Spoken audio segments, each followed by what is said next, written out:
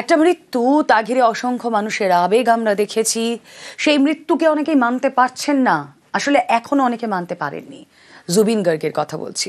সেই জুবিন গার্গের মৃত্যু নিয়েও নানা রকম জল্পনা কল্পনা তৈরি হয়েছিল, যা জানা গেল অবশেষে ডুবেই মৃত্যু জুবিন গার্গের। তার মৃত্যুতে কোনো অস্বাভাবিকতা নেই। আর যেই সময় এই ঘটনা ঘটে, স্কুবা ডাইভিং এর সেই মুহূর্ত, সেই ছবি আপনাদের সামনে অত্যন্ত মর্মান্তিক।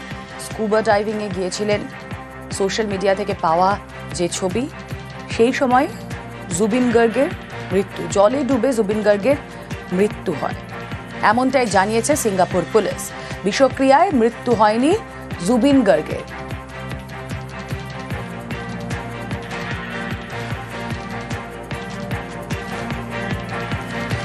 কথা বলবো, নিলয় ভট্টাচার্য প্রতিনিধি রয়েছেন আমাদের সঙ্গে।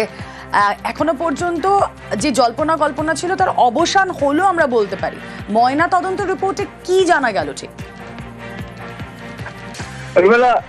রুমেলা, প্রথম কথা হলো যে যেটা রিপোর্ট, সেই রিপোর্টটা বন্ধ খামে ইন্ডিয়ান হাই কমিশনের কাছে দেওয়া হয়েছে। আর তার যে খবরটি জুবিন গার্গের পত্নী গরিমা গার্গকে পৌঁছানো হয়েছে। সেই মর্মে আজকে সিঙ্গাপুর পুলিশের একটি টুইটও এসছে, সেখানে আহ্বান করা হয়েছে যে যেসব ভিডিও আছে সেই ভিডিওগুলো সার্কুলেট না করার জন্য। এটা গরিমা গার্গের প্রিভেসির ক্ষেত্রে এই ব্যবস্থা নিতে বলেছে সিঙ্গাপুর পুলিশে। গরিমা গার্গ আজকে নিজের স্টেটমেন্ট সিজিএম কোর্টে গিয়ে, আদালতে গিয়ে দরজ করেছে। আর দ্বিতীয়তে 4টা করে অ্যারেস্ট হয়েছে। দুটো তো আগেই হয়েছিল, যেখানে অর্গানাইজার শ্যামকানু মহন্ত আর জুবিনের ম্যানেজার সিদ্ধার্থ শর্মা। আর আজকে সকালে জুবিন গার্গের সাথে যে অ্যাকাউস্টিকে থাকতেন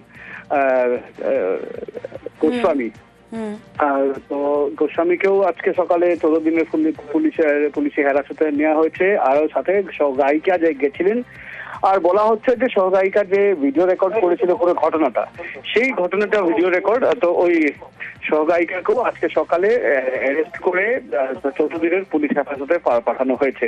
এখন ব্যাপারটি হলো যে আজকে সকালে যেটা আমাদের হাতে যে প্রশ্ন খুব স্বাভাবিকভাবেই উঠবে যে সিঙ্গাপুর পুলিশের দেওয়া যে এই রিপোর্ট, তাকে কতটা মান্যতা দিচ্ছে অসম পুলিশ? দেখো, সিঙ্গাপুরের যেটা পোস্টমর্টমের পর যেটা ইনভেস্টিগেটিভ রিপোর্ট, সেই রিপোর্টটিতে পোস্টমর্টমটা ইনভেসিভ ছিল না। তো সে গতিকে এখানে যখন সবই দাবি করা হলো যে না, আরেকটা পোস্টমর্টম এখানে করতে হবে, তখন এই দ্বিতীয়টি পোস্টমর্টম গুয়াহাটিতে করা হয়েছে।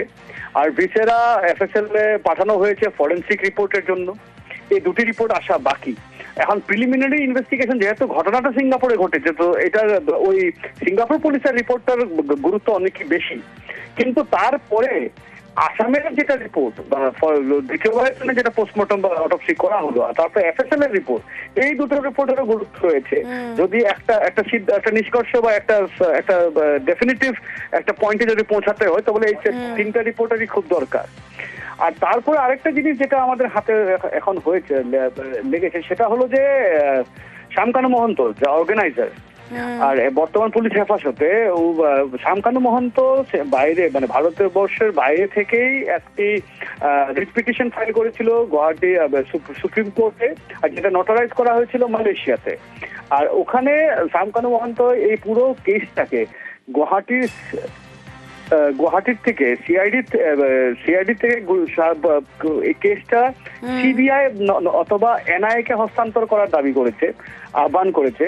আর সাথে আরো ওখানে যখন পিটিশনে ফাইল করেছে যে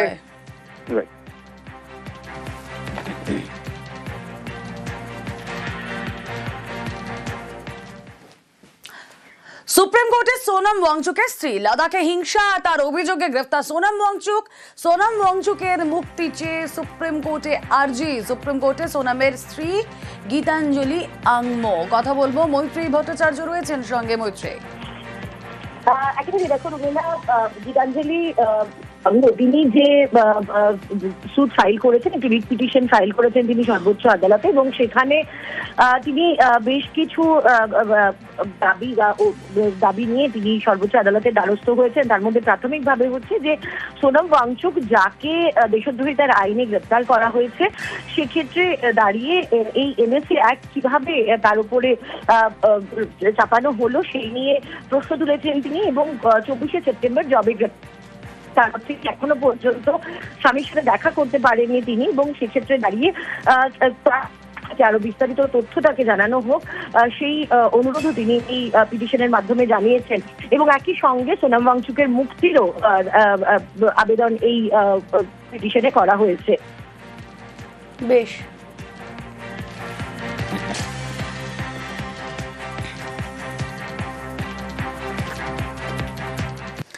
নজর এবার উত্তপ্ত জেএনইউ ক্যাম্পাসে। দুর্গা বিসর্জন, রাবণ দহন ঘিরে উত্তপ্ত জেএনইউ ক্যাম্পাসে সবরমতী টি পয়েন্টে উত্তেজনা, ব্যাপক উত্তেজনা, দফায় দফায় সংঘর্ষে জখম বেশ কয়েকজন পড়ুয়া। বিসর্জনে জুতো দেখানো, পাথর ছোড়ার অভিযোগ এআইএসএ, এসএফআই, ডিএফএফ এর বিরুদ্ধে অভিযোগ এবিভিপি। पिछले 26 साल से जेएनयू में दुर्गा पूजा का आयोजन होता है। तो पूजा के बाद एक प्रोसेशन शोभा यात्रा निकलती है पूरे कैंपस में, उसके बाद हम लोग विसर्जन के लिए जाते हैं।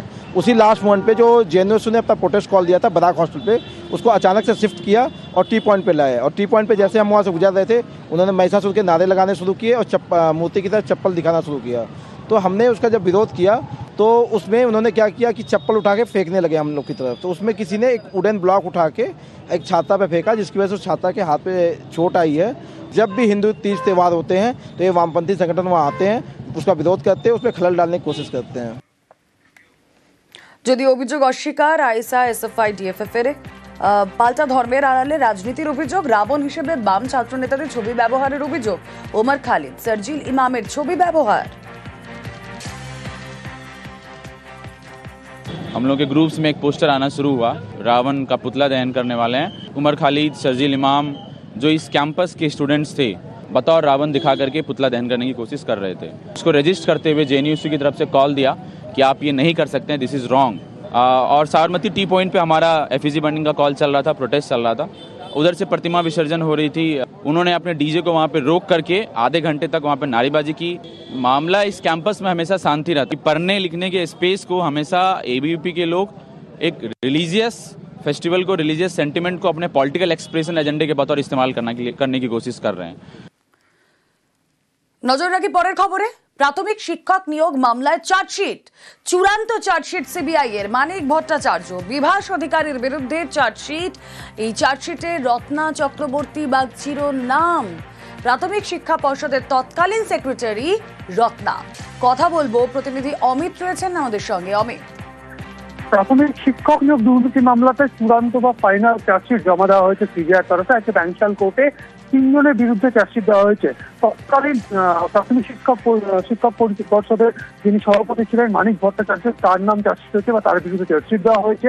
চার্জশিট দেওয়া হয়েছে প্রাথমিক শিক্ষা পর্ষদের তৎকালীন সেক্রেটারি রত্না চক্রবর্তী বাগচির বিরুদ্ধে। এছাড়া বিভাস অধিকারী 3 জনের বিরুদ্ধে চার্জশিট দেওয়া হয়েছে সিবিআই তরফে। অভিযুক্তদের বিরুদ্ধে ভারতের দণ্ডবিধির অপরাধমূলক ষড়যন্ত্র, তথ্য প্রমাণ লোপাট, প্রতারণা, জালিয়াতি, নথি জাল করা, ইলেকট্রনিক ডিভাইস জাল করা, এমনকি আইটি অ্যাক্টের ধারা এবং দুর্নীতি দমন আইনের 7 এবং 8 নম্বর এই সমস্ত ধারাতে অভিযুক্তদের বিরুদ্ধে চার্জশিট দেওয়া হয়েছে। এবং জানিয়ে রাখবো যে আজকে ব্যাংশাল কোর্টে সিবিআই তরফে চূড়ান্ত বা ফাইনাল চার্জশিট জমা দেওয়া হবে। ওকে।